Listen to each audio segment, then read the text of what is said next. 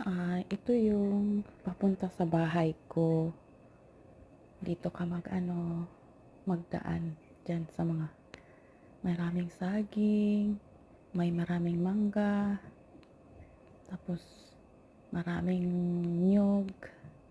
Ang daan na sa tabing palayan lang po siya. Tapos yung makikita mo dyan sa lugar na yan is napaka-peaceful po siya.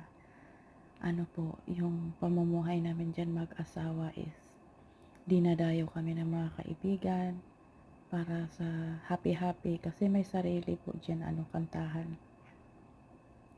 Tapos yung walang istorbo sa lahat. Talaga siya, napaka-peaceful, napakagandang tirahan. Tapos malamig lang siya sa hindi ka maiinitan kasi ang dami talaga mga puno. Actually, sa likod ng bahay namin may puno pa siya ng tuog. Yung tinatawag sa amin tuog. Malaking kahoy, dalawa yan piraso.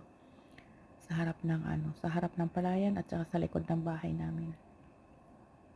At saka dito nagagawa ko mag-adventure, magtanim-tanim ng mga bulaklak sa gilid-gilid.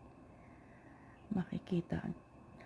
Actually kasi nandito ako sa ibang bansa, kaya ganito na lang nami-miss ko yung bahay ko. Ayan siya, ayun. Mga tanim ko, ayan. Tapos yun, may langka kami, may mangga, ayan sa loob. Ayan yung nakikita nyo yung yung kantahan namin. Bali, dyan lang kami magkakantahan. Pero dito sa may kabila, yun ang bahay namin. Hindi lang siya nahagip ng camera.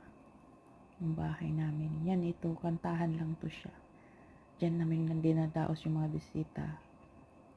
Dyan nagtatanggap ng bisita. Dyan. Ayan siya. Ayun ang kumakanta yun doon, asawa ko